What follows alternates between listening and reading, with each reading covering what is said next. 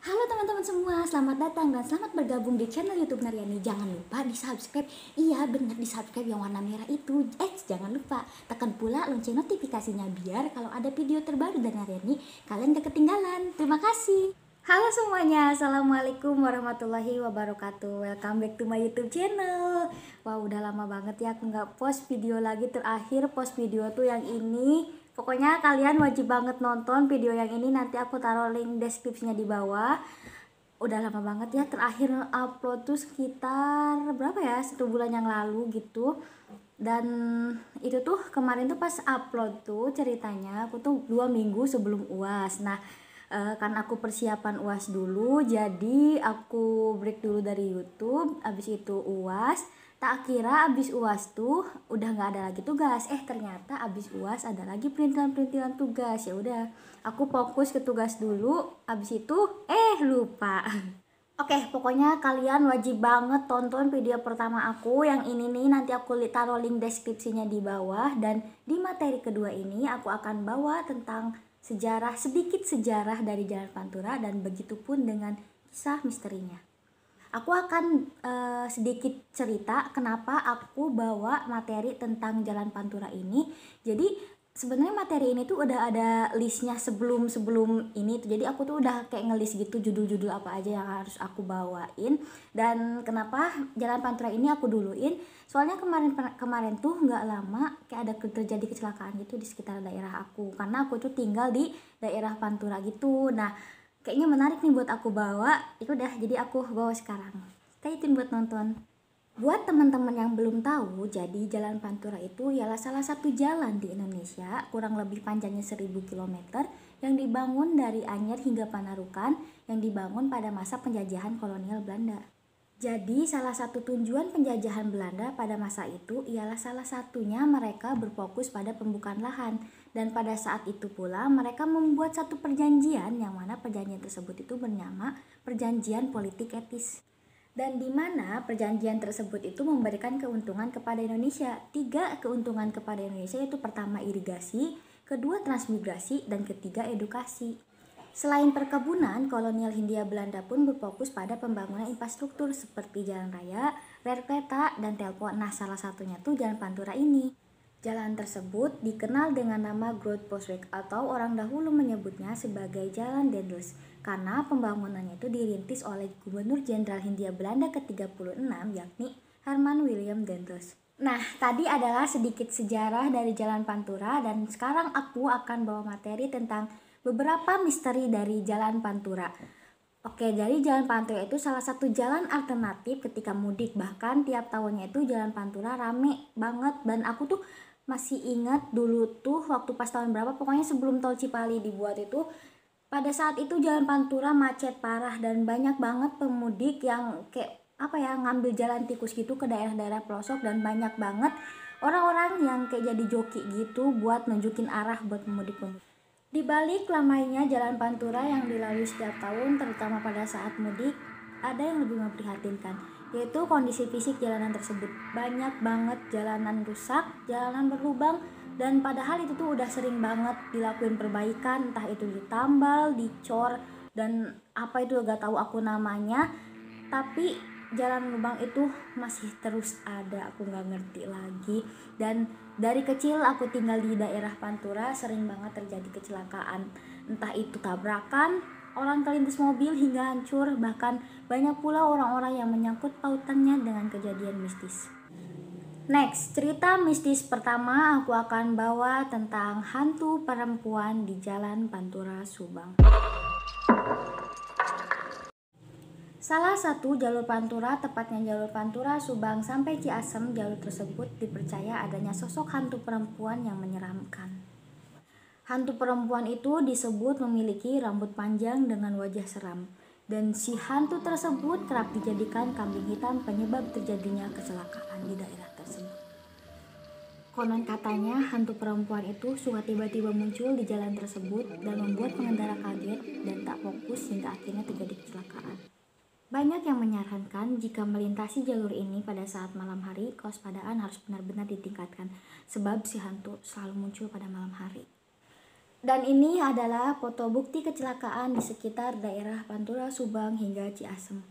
Buat kalian yang pernah melewati jalur ini dan pernah mengalami kejadian mistis, kalian bisa langsung cerita di kolom komentar. Nomor 2, kuntilanak dan pocong di sekitar daerah Lingkar Pemalang. Di Indonesia, cerita macam itu seperti tak ada habisnya.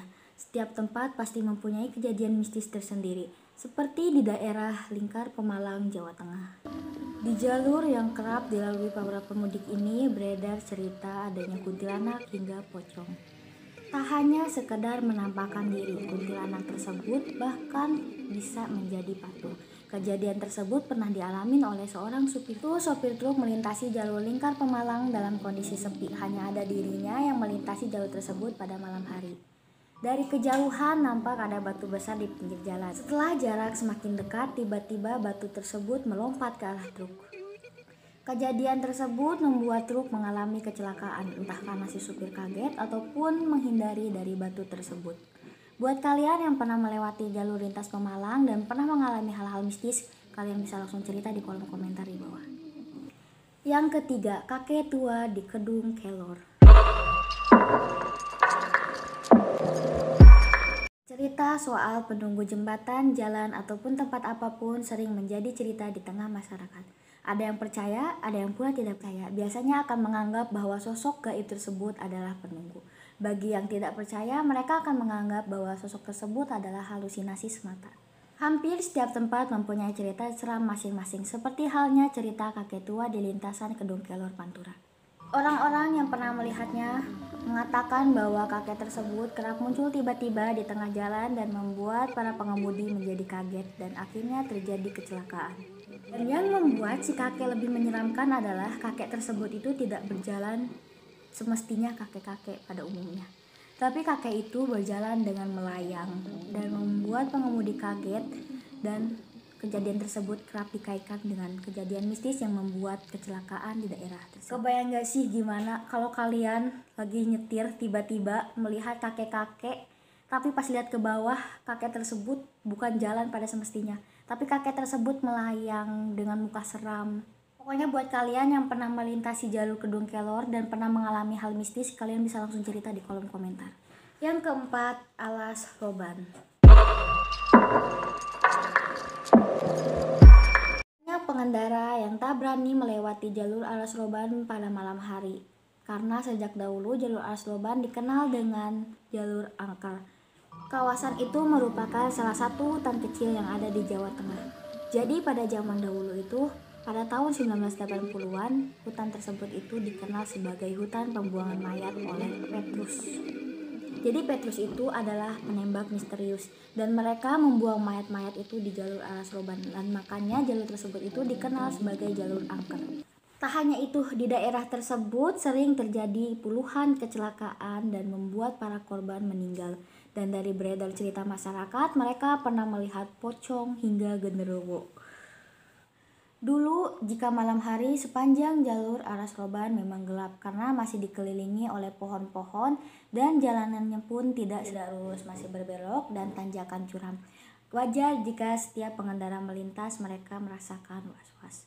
Jika menengok ke belakang, jalan raya Alas Roban itu hanya ada satu, yaitu Jalan Raya Poncowati yang dibuat pada zaman Gubernur Jenderal Hindia Belanda, yaitu Herman Willem Daendels, yang memerintah antara tahun 1808 sampai 1811. Untuk sekarang ceritanya udah berubah, jadi udah dibuat jalur alternatif baru untuk pengemudi yang ingin menuju Semarang ataupun sebaliknya menuju Jakarta, yang dibuat pada tahun 1990-an dan sekitar tahun 2000-an.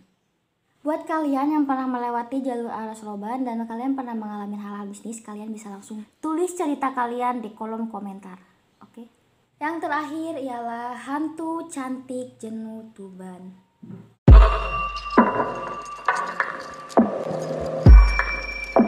Percaya atau tidak, hampir di setiap tempat pasti mempunyai penunggu tersendiri, seperti di samping kalian. Ya, oke. Jadi di setiap tempat itu pasti mempunyai penunggu-penunggunya tersendiri, seperti di sebuah ruangan ataupun di jalan sendiri. Nah, seperti halnya dikaitkan dengan sosok penunggu di Jalan Jenuh Tuban, Jawa Timur. Di jalan tersebut itu sering terjadi kecelakaan. Nah, kecelakaan tersebut itu sering dikaitkan dengan penunggu-penunggu yang ada di jalan tersebut. Beberapa pengendara yang melintas di jalur tersebut mengaku pernah melihat sesosok hantu wanita yang cantik. Dengan paras yang rupawan itu membuat para pengendara menjadi gagal fokus dan akhirnya terjadi kecelakaan. Emang bener ya, wanita itu bisa membuat orang lain bisa gagal fokus, entah itu dari kalangan hantu, kalangan manusia, bisa membuat orang jadi terpana dan terlena. Jadi jalur tersebut itu merupakan jalur yang sepi dengan jalan yang mulus, jadi membuat pengendara terlena dan membuat dia tancap gas, kebut-kebutan, dan akhirnya kecelakaan.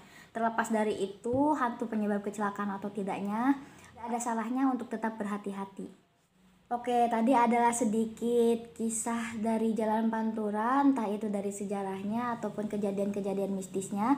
Berbicara mengenai kejadian mistis makhluk asing, ya, makhluk kasat mata gitu. Intinya balik lagi pada diri kita masing-masing, percaya atau tidaknya. Tapi intinya makhluk tersebut itu bukan hanya di jalanan doang, tapi bisa jadi di sekitaran kita, di samping kita, bahkan di belakang kita nggak ada yang tahu. Perihal kecelakaan yang sering disangkut pautan dengan kejadian mistis, semua itu balik lagi pada diri masing-masing, percaya atau tidaknya. Waspadaan harus tetap dijaga. Kembali kendaraan sebelum berpergian. Kondisikan tubuh agar tetap fit dan pikiran jangan kosong. Oke, terima kasih untuk teman-teman yang udah nonton. Jangan lupa di like, komen, dan subscribe. Jangan lupa follow Instagram aku @naryani0620. See you and bye bye.